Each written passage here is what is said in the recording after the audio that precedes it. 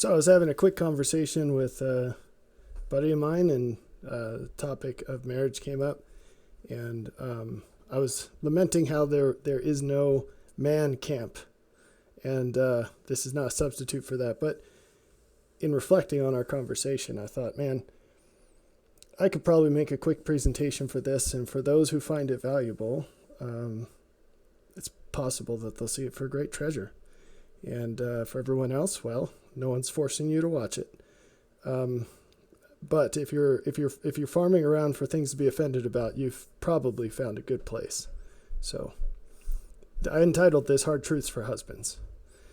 Now, to introduce this, I think that the sort of, and maybe it's just a boogeyman, but this stereotypical toxic Christianity, if you will, viewpoint of, what traditional Christian, people who believe in a traditional Christian marriage and gender roles and things like that, how they're stereotyped and caricatured. It's probably this list here, right? Or something like this. It's like, you're the boss, do what I say, all these types of things. So let's read through this list, which you'll see why I picked these things. So you are to be a god to your wife. Gasp, gasp, misogyny, right? You're to be a leader to your wife. You are the head of the household. You are to be greater than your wife. So this is enough to get people picketing, right? So let's talk about this for half a second, then I'm going to give you side B. This is like an old cassette tape. So side A. If these things excite you, and you mean by them what those opponents would mean by them, then the good news is I'm about to drop some serious value on you. There is tremendous value out there that you're not yet aware of. If you are deeply offended by these words, especially if you're a guy, the good news is I'm about to drop some serious value on you. Okay, so let's flip to side B. So what these things actually mean, because by the way, every single one of these is in the scriptures. So there's that. I should have put the references below this. I apologize. I am going to try to make this less than like 6 hours, so we got to cut some stuff. But feel free to look them up. And if you can't find them, let me know. Maybe I'll do the work and then put the references in the description. But here's the rest of the story, as Paul Harvey would say. So you are to be a god to your wife. Let me ask you this. So first off, for those, who are crying blasphemy, because I dare say that any human can be a god. The Lord told Moses that Moses was to be a god to all of Israel. So if a man can be a god to all of Israel, then I think it's possible at least for one man to be a god to one woman. But I'll leave that debate for another time and place, I guess. But what does that mean? Like, what does it actually mean to be a god? And I'm using lowercase g here, but you can take this as far as you want. What does that actually mean? So that's an interesting conversation. But to just cut to the chase, here's one possible definition. So let me provide the definition as a question. Of all the people ever born to this earth, how many were gods? And whatever your answer is, the follow-up question is, how were they different than the other ones? So one potential answer to these questions is that a god is someone who does not have to be here. So that's interesting, right? So the archetype of whatever the word means in terms of people who have lived and died here would certainly be Jesus Christ. He's our example in everything. Everything good anyway.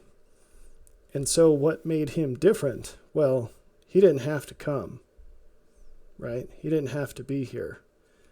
His being here was not about what he received out of it. And that is not as much the case for everyone else. certainly, but he was the one who had life in himself. That's the key. Okay? All right, so applying this to marriage, what would it mean to become the kind of man that does not need his wife? And again, the natural man or natural women will try to shoehorn this into meaning something different than what I'm actually saying. I'm saying, what would it mean to be self-sufficient in every way so that your every interaction with your wife is one of giving? Even when you receive things from her, it's not reciprocation. It's a flow, one way, right? I could elaborate on that, but maybe I don't have to. I think maybe you understand what I mean by that. So again, it's a great way to offend people, but when it's an analogy, folks, if I am dealing with a 3-year-old child and that child gives me a present, it is true that I'm receiving something from that child. But absolutely everything they give me only comes because of what I've already given them and what I'm continuing to give them. They can never reverse the flow of receipt, no matter what they do. So that's what it means to be a God to your wife. And what it comes down to is what you give her, what you enable for her through what you give of yourself. Second bullet, you are to be a leader to your wife. What does it mean to be a leader? If you are in the military or you've had some sweet jobs, then you know what it means to be a leader from work. What it means to be a leader, the best example I can think of in the moment, I had a captain in the Army who knew everybody's job better than they did. And out of all the people I was ever assigned under, he leads the list of people I would willingly take a bullet for. So not to just be flippant about something that I take very seriously. Side note, but it's relevant to men. I've known a lot of people who've been in the military, and not all of them have the mindset that I'm describing. So I'm not a jingoist by any means. In fact, from time to time, I say very negative things about military service, especially, our foreign policy and things like that. And these are things from my experience, but firsthand. But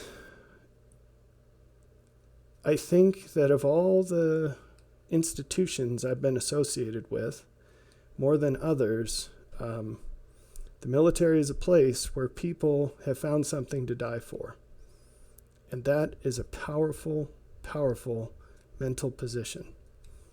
And I certainly don't agree with how they choose to sacrifice their lives in many ways. And I'm not denigrating their choice in service per se. I'm saying I think I have a much broader list.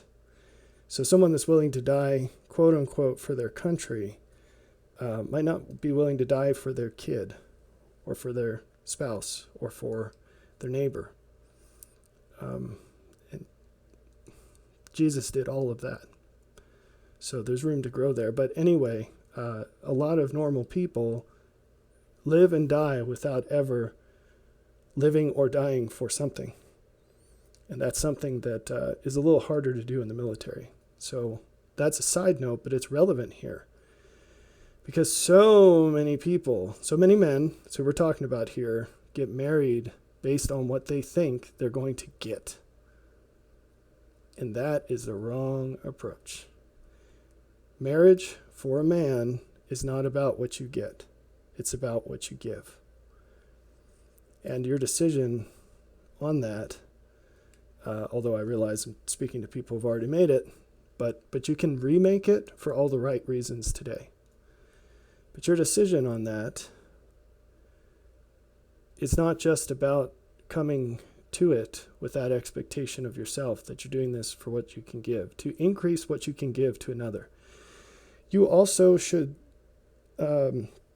orient your life before, during, hopefully there's not an after, but before and during that experience so that you are matched in what she wants and needs from you or from anyone. So it's really important, because that's not the way a young guy goes about finding a wife at all. But it ought to be this search for, I kind of know myself and what I am capable of and who I am. Who is the person I can do the greatest good for and with in terms of what I give? It's like an equation you're trying to solve. And so if the woman you marry would be better off with someone else, you shouldn't go after her. That's not the right thing to do. So now you might be contending, but what if she's really all about the guy? That's nice, but one of the things us husbands have to learn is that part of being these things is having a better idea of what is best. And that's not a superiority question in terms of some arbitrary power dynamic, whatever. No, you actually need to be smarter, wiser, all of these things. Your idea of value needs to be more accurate than hers, because how else are you going to do your job? And if she's wise, that's exactly what she's going to be looking for. So, I wrote here that being a leader to your wife means you have to do more than her, earlier than her, longer than her, especially when you get less out of it than you put into it. Your expectations from her should never exceed what you give to her. It's meant to be a flow from you to her. That's the way it's supposed to work. That doesn't mean that there should never be any flow the other way. It means you should never do anything for what she's going to give you. And you ought to be dominating, giving to her over the other way around. And if that's not the case, if you're one of these dudes who go around saying, oh, my wife's the greatest thing, I don't deserve her, and then, well, you don't. You don't actually deserve her. And no matter how happy she pretends to be on the outside, she's very sad inside, at least in quiet moments when she's regretting marrying you. And so you should shape up and learn to be the man that you have the potential to be, because you will receive much more joy in who you are if you do that, through the joy that flows through your family because of you. You are the head of the household. What does that really mean? It means that you're the servant of everyone who lives there. Jesus said he came to serve, and that we, his servants, are not above the master, and that we ought to do as he has done to us. That's what we should do for others. The person that wants to be the greatest has to be the least. And what does that mean? It means that you need to be the servant of everyone in your family. Now, this does not mean that you need to be a doormat who is at the beck and call of whatever anyone says to you. You are the one that has to know what is best. And at the end of the day, this comes back to leadership. While you absolutely should be on the lookout for anything that helps you have a better idea than you have, or do a better job than you're doing, at the end of the day, it's your butt on the carpet. You are absolutely, in terms of finally, responsible for every single success and failure in your family. Now, that doesn't mean that if someone goes off the rails, you are a failure. It just means that if they went off the rails because of something that you left undone or something that you did, it's on you, not them. In the day of judgment, it will be on you, not them. So, there is a massive responsibility on a man. One thing I've said to my sons is that to be a man is to be alone. It means that you are responsible uniquely for things. That other people can come and go and help you, and it's really nice when they do, but at the end of the day, who you are and what you do is up to you. And that's what it means to be a man. So part of being head of the household is getting to the point where you actually have something to offer to each person there beyond what they would have without you. So ideally, though, it's a scaffold, and you are able to lead people up to the point that when you're gone, either because you're dead or they've moved out and moved on, they can reproduce the benefits of what initially you had to provide directly because of who they have become under your guidance and service. Finally, and this could be a longer list, but we're trying to keep it short, you are to be greater than your wife. And we already parsed through that scripture where Jesus said, he who wants to be the greatest needs to be the least. So what does it mean to be the least? It means that you should suffer more, longer, and harder. Oh, that's a typo. Than anyone else does, but specifically more than your wife does. If you have an easier time, you're not doing enough. So, and it's not just sort of a scale, like an old time justice scale, a weight scale where you have the tray on the one side and the tray on the other, and all you need to do is be lower than her.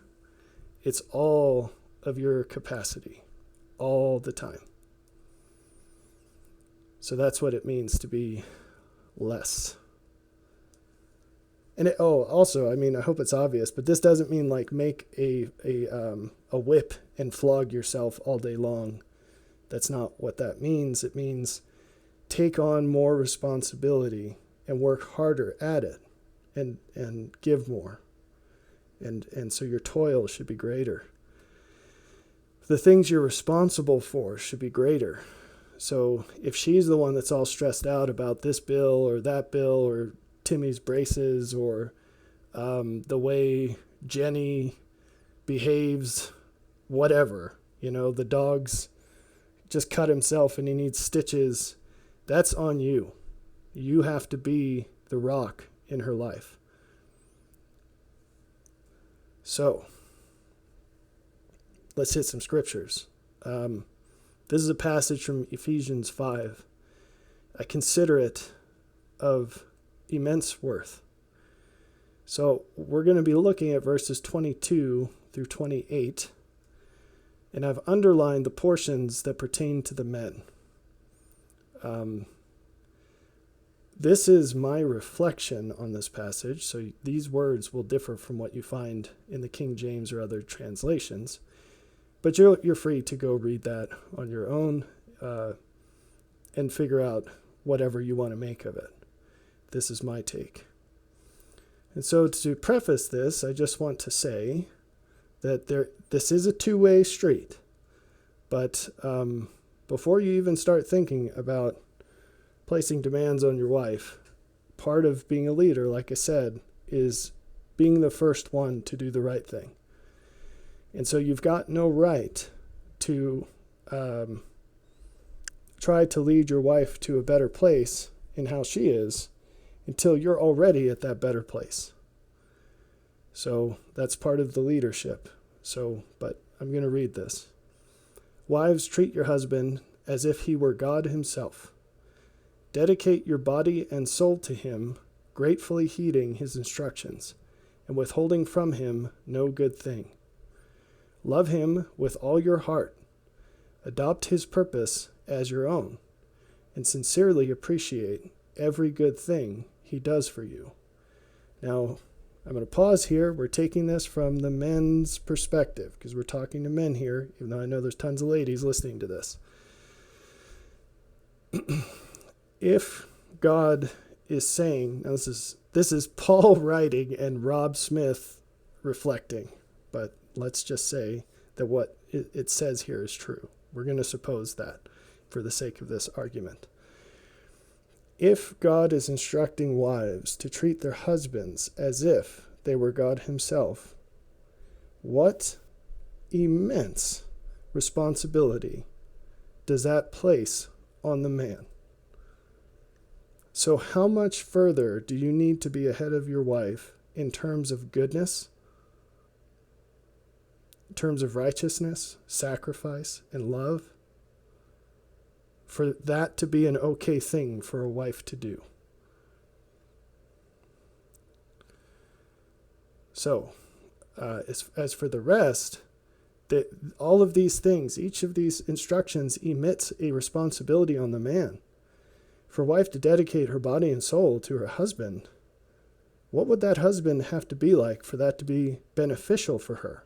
Because remember, absolutely everything that God instructs is for the benefit of the world. That's a global optimization, but you can get a lot out of filtering it down to individuals. So under what circumstances would that be in her best benefit? Well, surely it would include a man that never asks anything of her, body or soul, that would not be the absolute best thing for her to do.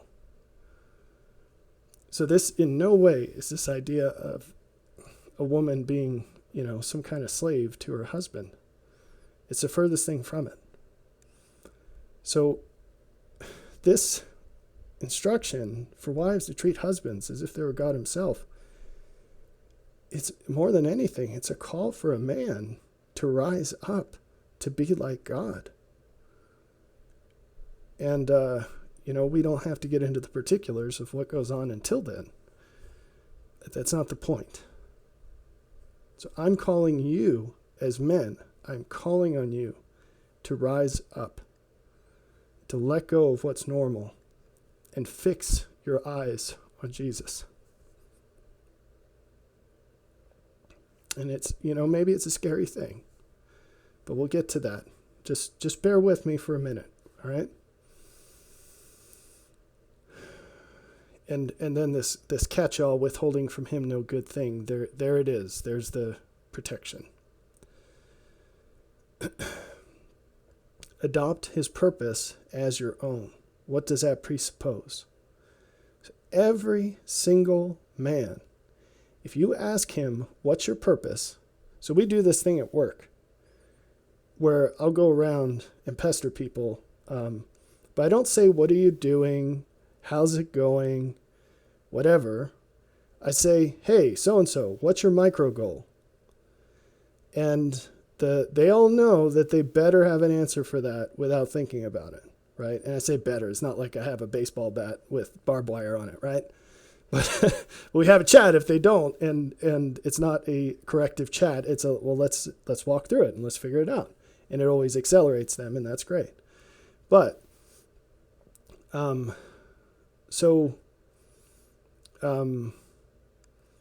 every single man ought to have an immediate answer. If you ask a man, what's your purpose? And they can't rattle off this transcendent purpose, like one sentence, 3 sentences. If they can't rattle that off real quick without thinking about it, there's a big problem. There's a big problem. Because that is not a consecrated man. It doesn't have to be fancy, but it better be honest, right? I have actually right in front of me, I have 3 pieces of paper with such things written on them, which kind of breaks the rule about it being short. But it's more than just that purpose. And those of you who've been reading the blog and everything, I do have a post called A Man's Purpose. And it's more than a few sentences. There's more detail in it. But you could say something like, to be like Jesus, right? That's a really great one. I don't think you can get better than that. This particular document that I have, the vision statement says, enable max joy for all who come to me to the extent they do. And what that means is anyone who is in my sphere of influence because they voluntarily put themselves in it, I will do everything I can that I know how to do for their benefit.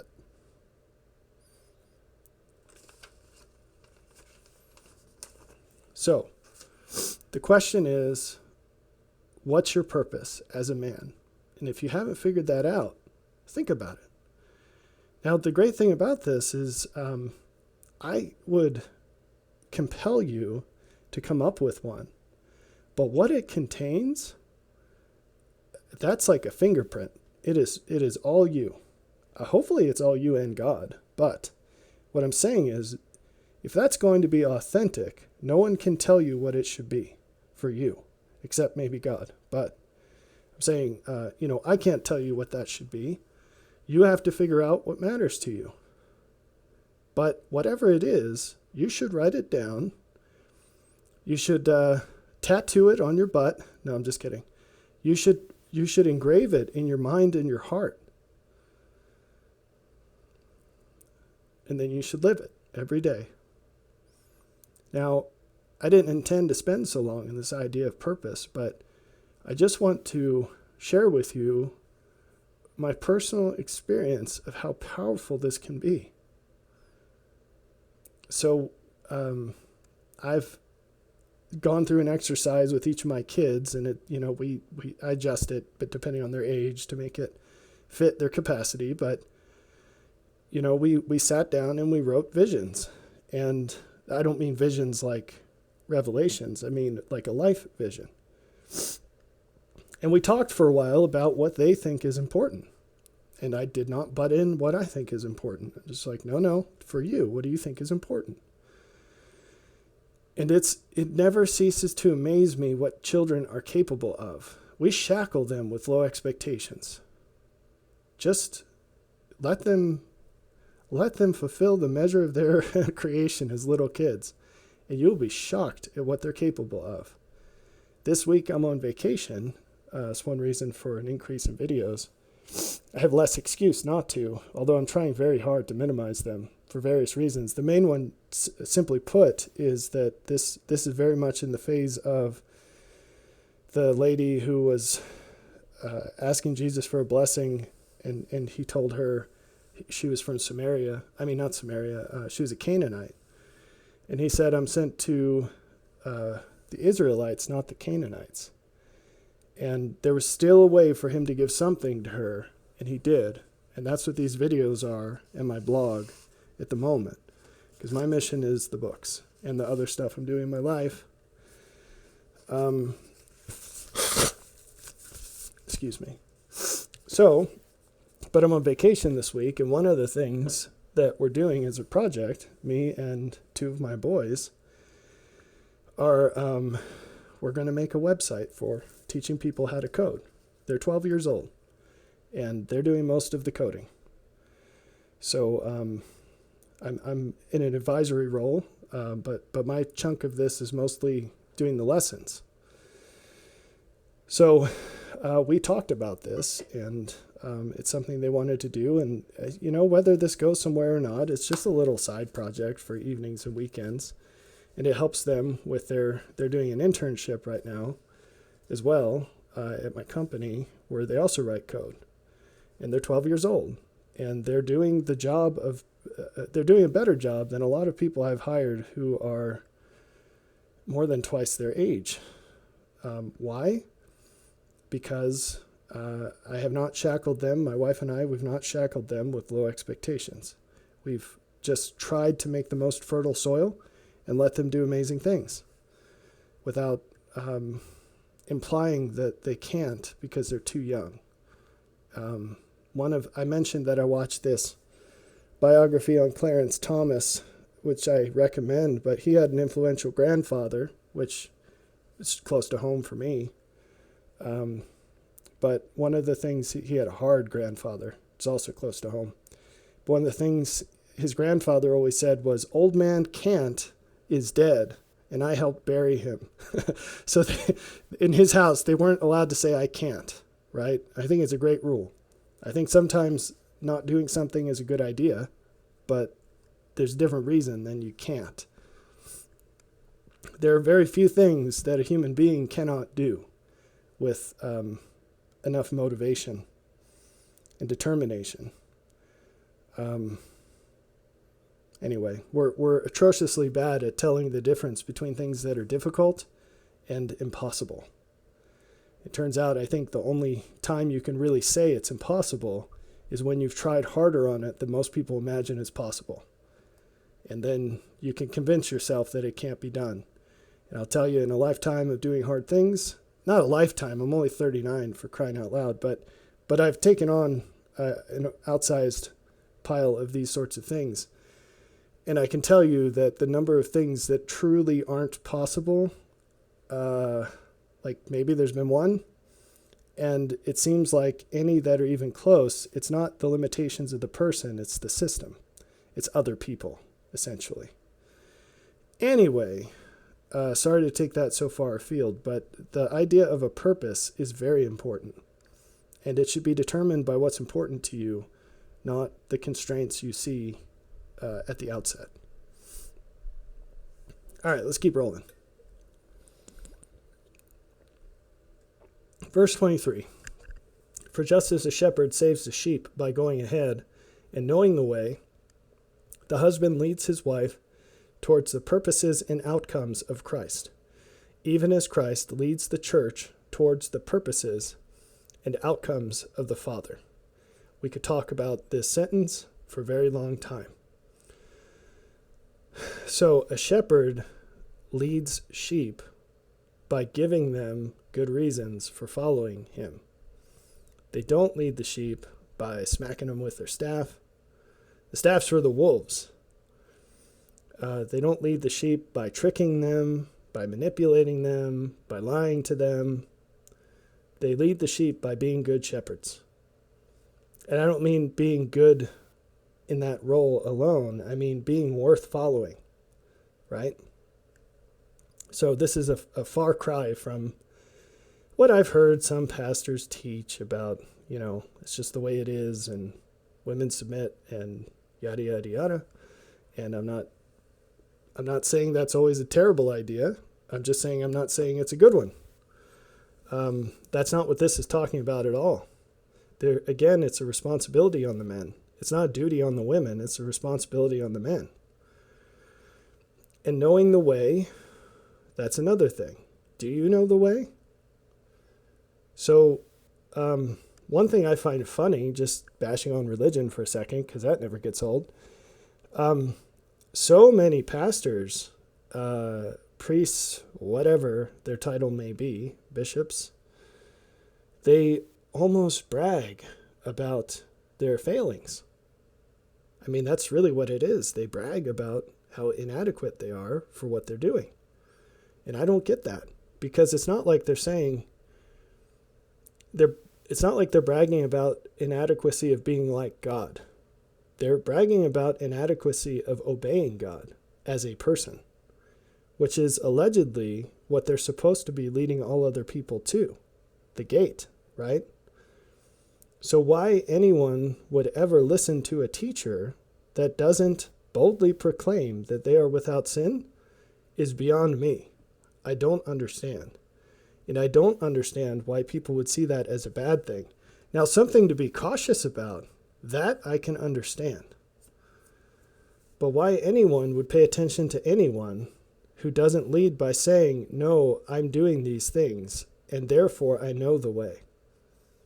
I don't understand. That's like going to college and signing up for a class that is publicized by the teacher saying they have no idea what the topic is, right? Like it's a class on calculus, and they brag how they don't know calculus and they can't ever expect to because it's so beyond them.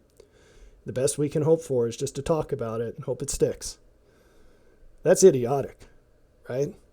Stay home. If that's the best you've got, stay home and read the scriptures.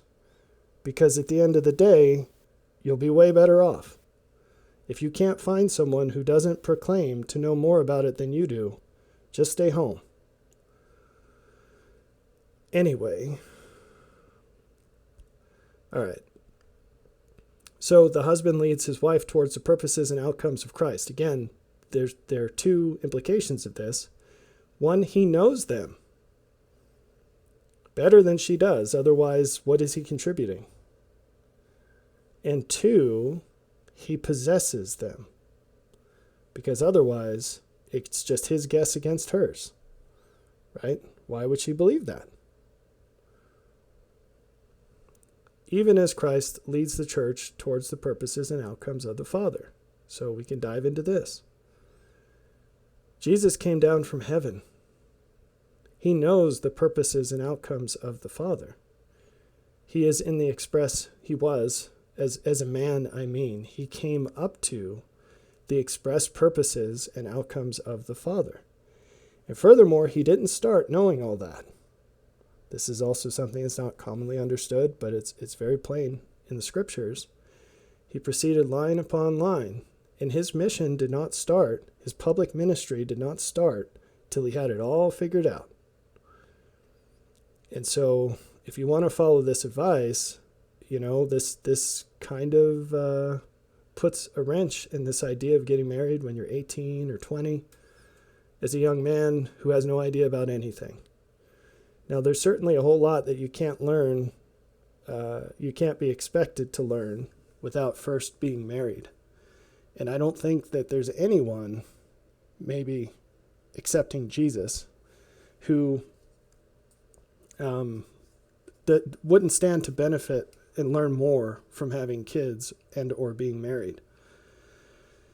But the point is, you already have to be at the point where you have something surplus to contribute, something above and beyond what your wife already has, for her to have any reason to marry you. And so, again, this presentation is mostly for people who've already taken the plunge. So if you're behind in this, it's time to get cracking, right? Because this is like getting baptized without having ever repented. Yeah, technically you've been baptized, but it really doesn't count for anything. So that's not to say for the ladies watching this, you ought to leave your husband because he's not there yet. But, or vice versa. Well, I'm not there yet. I guess I got to do a mulligan. See ya. What I'm saying is that this to get the full intended purpose out of it, this is what you need to do. You got to know the way. So you need to know a couple of steps in advance because you're already there. All right. 24. Therefore, as those in the church take upon themselves the character, purpose, and instructions of Christ, so let the wives be in every way to their husbands. That implies that the man has a character, purpose, and instructions. And let's just dive into that. We've talked about purpose. What about character? Well, your job is to learn and live the character of Christ. What is character? Because this is a word that I use that I know is not used as I use it by others. Well, it's knowledge, it's motives, it's feelings, it's what you do, it's why you do it. Okay. Instructions. So, purpose can change over time. Character absolutely should improve over time. And instructions are going to change as well. So, let me hit you with this. So the Holy Ghost gives instructions, right? And what are those instructions? It's the next step towards God. Anything, when you have a fullness of the Holy Ghost, anything you think about, look at, or do, God will send you information to your mind and your heart to quicken your understanding so that you are taught the next increment pertaining to that thing.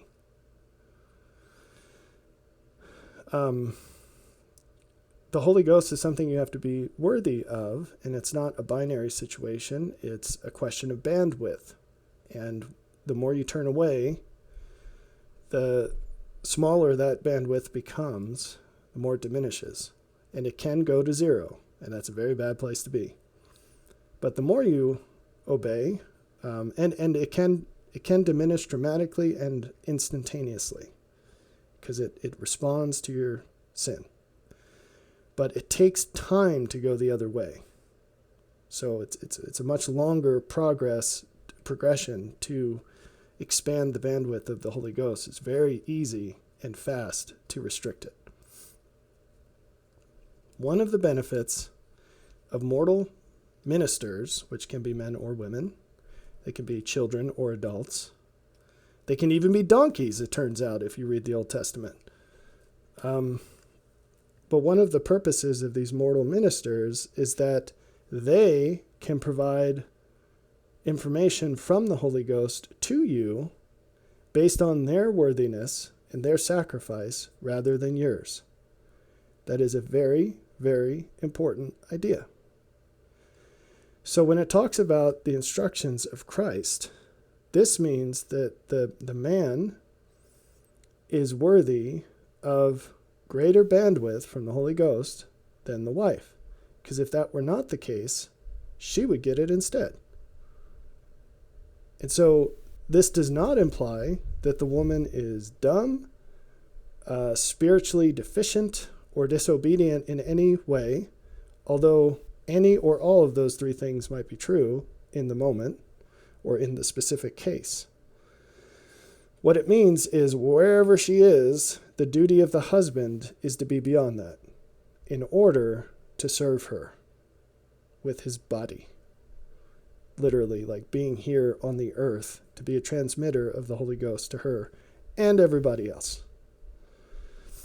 So that's a hard responsibility to carry. And this is one reason of many why it's so important to teach your daughters, as fathers, teach your daughters and your granddaughters that they need to find a man who's better than them.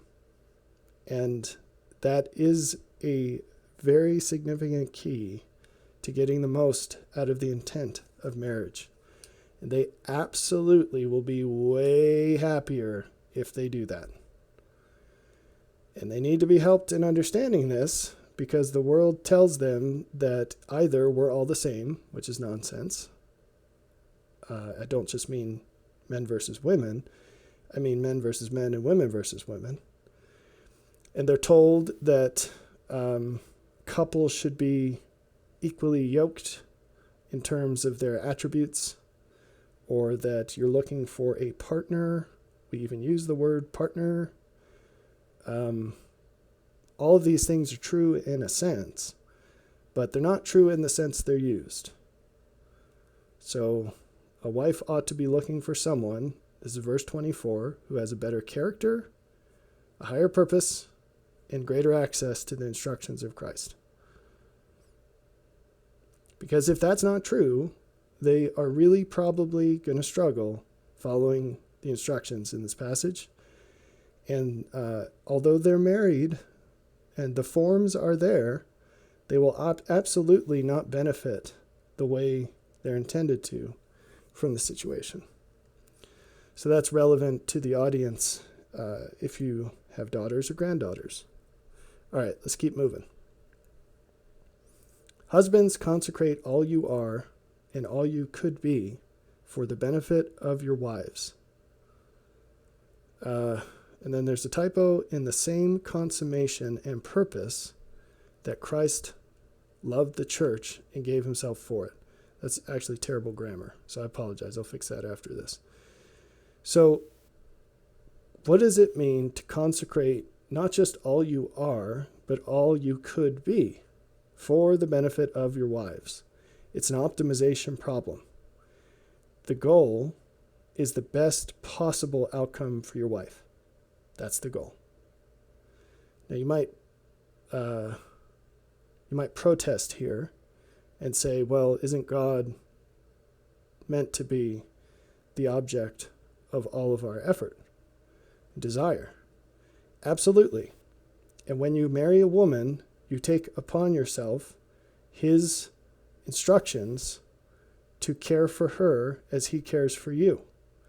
And so in doing that, you're fulfilling the first commandment, which is to have no gods before him, because you're doing exactly what he told you to do, right? Now, if you're a good man, you will fill up that bucket and still have water left over. And that's when everything else becomes a priority, meaning people who aren't your wife. So the first one is your kids. And I already made a video about this, about flowing the light of God through your house, or I don't remember what the title was, but through your household. This idea of Abraham's the model of this. So I won't go into that again. But the wife, she deserves you first. And that's your first duty. Once you get married, that's your first duty. Again, it says for the benefit of your wife, not the wishes of your wife. So being a leader, the one side is you are ultimately responsible for the failures. The flip side of that is you also have to make the final choice. And I'm not saying like you think you're Jesus, instead of flipping tables, you go in and flip your wife's dresser over or something, and you're like, I don't like the way this looks, fix it. I'm not saying anything like that. I'm saying in how you choose what you do,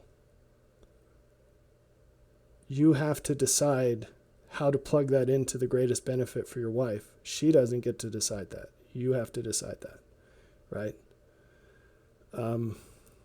This actually, I need to go back because the Spirit told me to say something and I forgot. This verse 24, the instructions of Christ. There are too many men out there who, I don't even know how to phrase this. There's no way I can put it delicately. Their wives act like crazy people when no one's looking. And you let yourself be a punching bag for your emotionally unstable wife. And it's wrong. It's not pleasing to God. Now, before you do anything to try to change that, like I've already said, you absolutely need to work towards your greatest potential as a man on yourself. But as you walk in that path, you need to set up boundaries. You need to help your wife gain self-control. It's not good for her, and if you love her, you have to do whatever you can appropriately, persuasively, to help her learn to control herself. You also need to care more about your kids than you care about your own comfort. Because you guys, you walk on eggshells around your wife because you're scared of her. If you're scared of your wife, it means that you're not scared of God. It says in Isaiah, fear the Lord of hosts. Make him your fear. Sanctify the Lord of hosts and make him your fear. If you believe that God is holy above all, you will fear him above all. And I'm not saying be motivated by what you're scared of. I'm saying nothing should have power to scare you more than God. And you can't find his power when you cower. The righteous are bold as lions. I have faced a lot in my life. And every single time,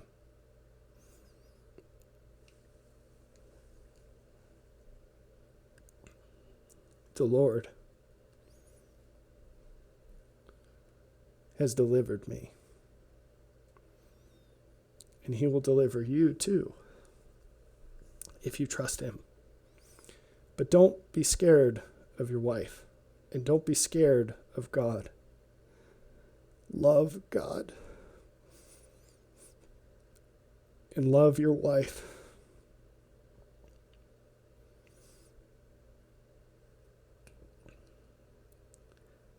Jesus loved the people and loved us enough to come knowing they were going to nail him to a tree. What would he have you do? And why?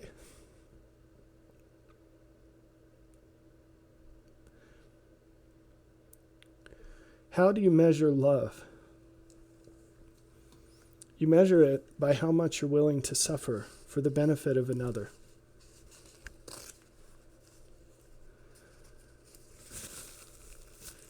If you're not willing to act in a way that would benefit your wife, even though she's going to hate you for it or make you hate your life for it, do you really love her? You know, I talk about hidden holiness a lot, this theme, where it's hard to see what holiness is when you're not holy yet. And of course, it's on a continuum, so I'm not talking about you are or you're not. I'm just saying the things that lie beyond you where you are right now, they're hard to see. They're hard to recognize as holy. Here's a key. Can you love someone, in this case your wife, enough to do what's best for her without respect to what it's going to cost you? How hard your life's going to be, how miserable your house is going to be. If you have kids, they're watching this. And how are they going to grow up and have healthy relationships when you let her walk all over you and walk all over them? They're going to think that's okay, and they're going to grow up to be the same way. And that's a problem.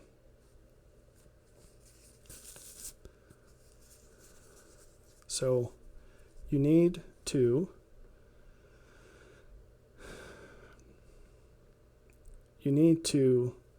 obtain the character of Christ and do the sorts of things that he would do for the reasons he would do them. And that includes giving instructions to your wives that are worth following, that would be for their benefit, not for your convenience, not to make your life easier. Her benefit doesn't connect to that. That's your benefit. And if she nails you to a cross for trying to, let that be a token to her of how much you love her. And let her do it. Don't resort to unchristian behavior in response to her. If she wants to attack you unfairly, let her do it. Calmly say, I can see you're upset.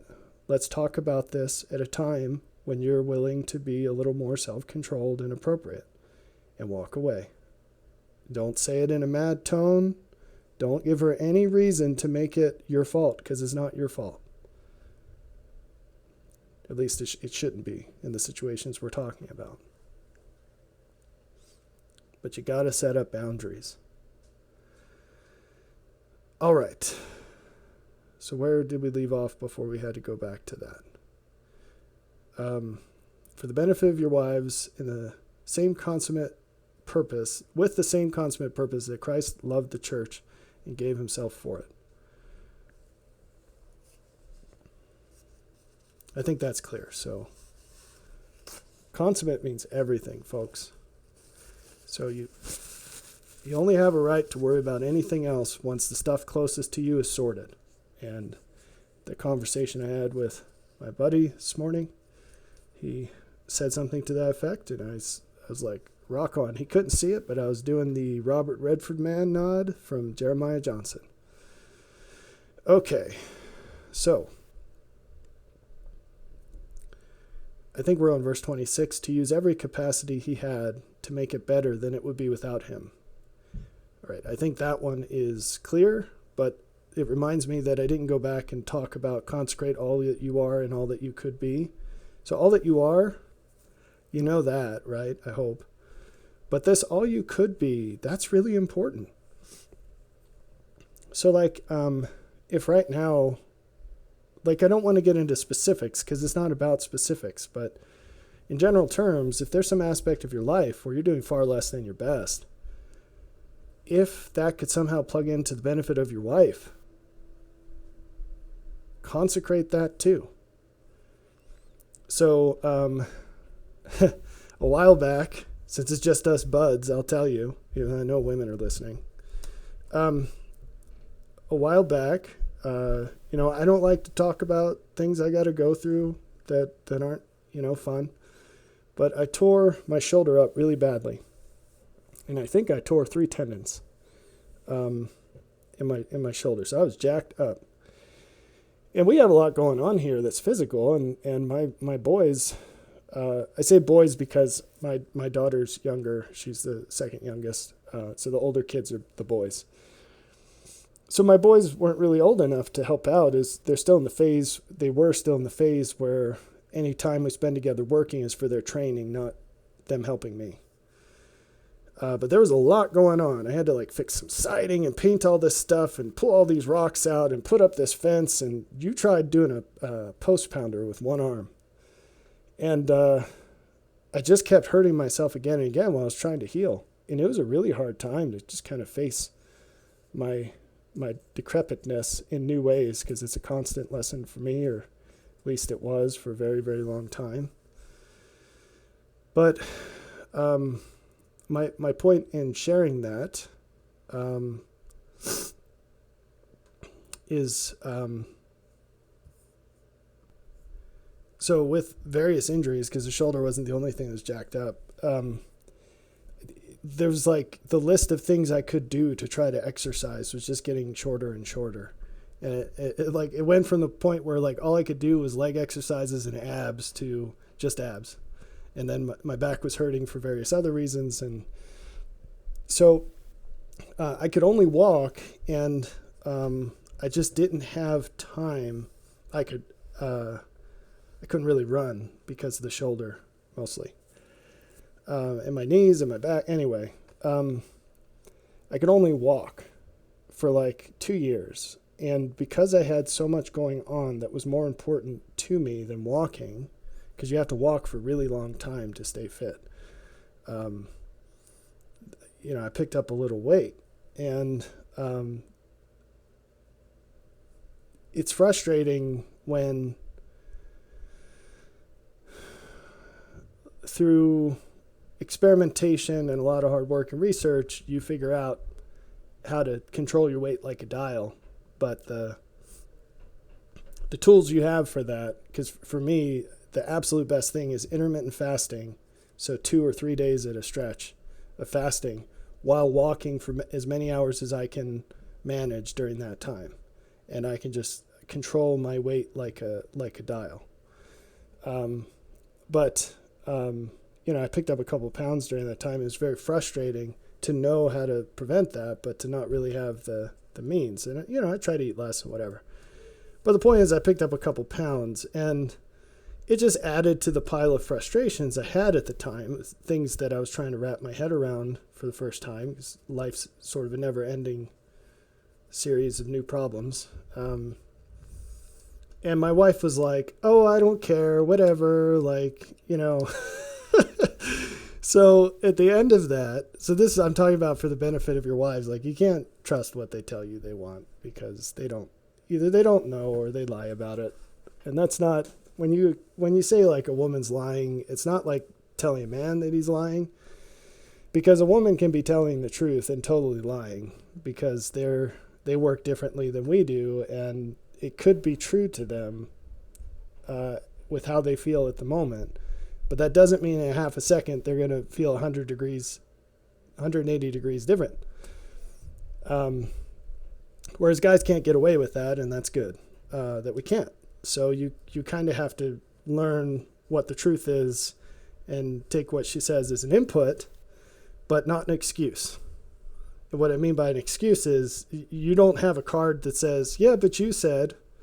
You don't have that card. She has that card. You don't have that card. And that's the way it works. It's just the way it is. You can complain about it, but those are the rules of the game. And if you spend your energy complaining about the rules of the game, you're probably not going to win. You need that energy to play the game. So anyway, it's fine.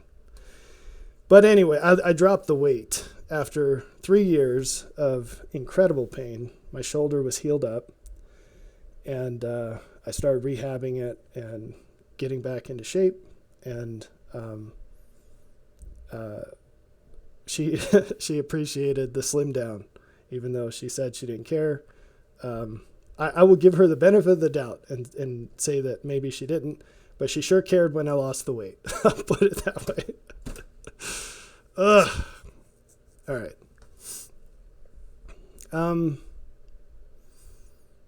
Okay, to use every capacity he had to make it better than it would be without him. That's what it is, right?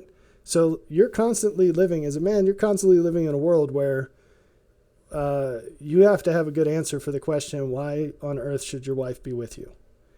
And in case you haven't figured this out yet, whatever you did in the past doesn't matter anymore. The question is, what are you doing for me today? And that is just the way it is. If you want your wife to be happy, that is the way it is. And that's just what we face. Now, there are some exceptions to this, like if you have an accident or, you get sick or whatever, it's out of your control, different story. But there is never a time in a man's life where you get to some point where it's like, all right, I'm done. You're done as a man when you no longer have the capability to do. That's it. So, it's just the way it is. Verse 27, envisioning the fulfillment of its whole potential and doing all things in his power to bring it to pass. So its is not your wife. It's the analogy of Christ loving the church. Its is the church. So if you apply the analogy, it would be envisioning the fulfillment of your wife's whole potential and doing all things in your power to bring it to pass. So in the book Through Faith, there's this long discussion. There's even some pictures about envisioning this potential and discovering what a plausible plan to go from where you are to where you want to be in whatever it is you're thinking about. And then figuring out what the very next step is in that plausible plan, and then putting your whole weight into that very next step.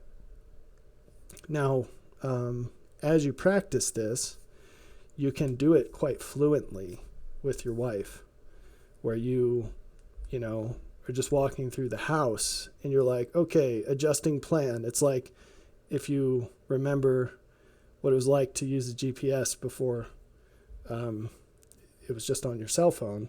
It's always rerouting, especially if you're doing a cross-country trip. That TomTom was just rerouting. It's using all the little hamsters in that computer to reroute all the time. And that's like how you are, is you have a destination. You might change the destination. For the most part, it's going to be pretty fixed. And all the time you're rerouting, adjusting to the conditions and the circumstances.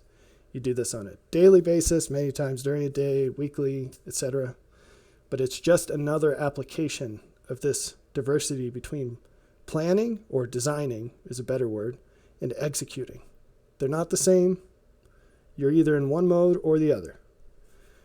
So, finally, last verse. So ought men to love their wives, even giving their whole body and soul for their benefit. There you have it. Okay, so I think that's pretty clear. But you might be totally overwhelmed at this point. And I just want to encourage you to hang in there. So the greatest word of encouragement I can give you, can I even phrase this?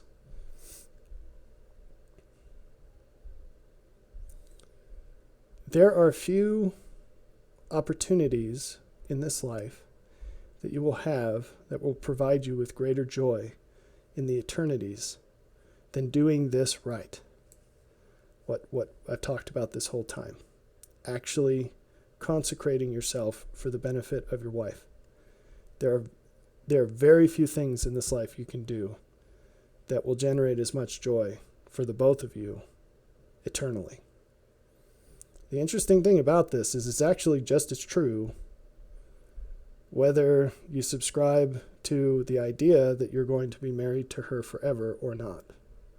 So the reason I bring this up specifically is not to introduce some deep doctrinal point into a slideshow that, is almost over, and that's not the focus. The idea of eternal marriage is not the focus here. Why I bring it up is because if you're in a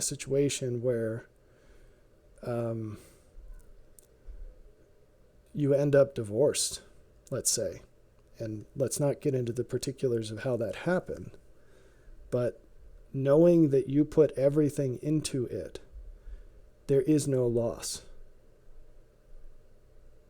And that is actually a hugely comforting point with so many topics. With God, there is no loss. If you put everything into Him, you can't lose it. The only thing that can happen is He can make it better than it was. That's what happens. That's the covenant that He offers. The other point I want to make here is, so don't be scared to throw everything into it, because it can't be thrown away. It just goes right into the treasure in heaven. The other point I want to make with this is this idea of flow, which I don't want to get into too much here, but just to touch on it to help people who might feel overwhelmed by this. If you're feeling like you've got nothing left to give, that is a good thing. That is actually the ideal. It doesn't mean you're doing something wrong. It means you're living right where you should be. Now, I promise you that if you live that way for long enough, you won't ever feel that way again. And I apologize that I can't make a case for that at the moment, other than to promise you that when you turn to God with everything you have, He's going to lead you on a path where He gives you everything He is.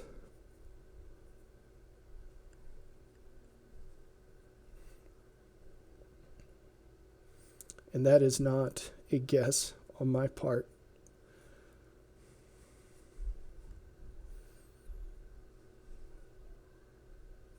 So I challenge you to get to that place and to live in that place. And if you love Him with all your heart, and you love others as He shows you He loves you, you will find more joy in your life, and you'll have more love for people in your life than you can even imagine right now.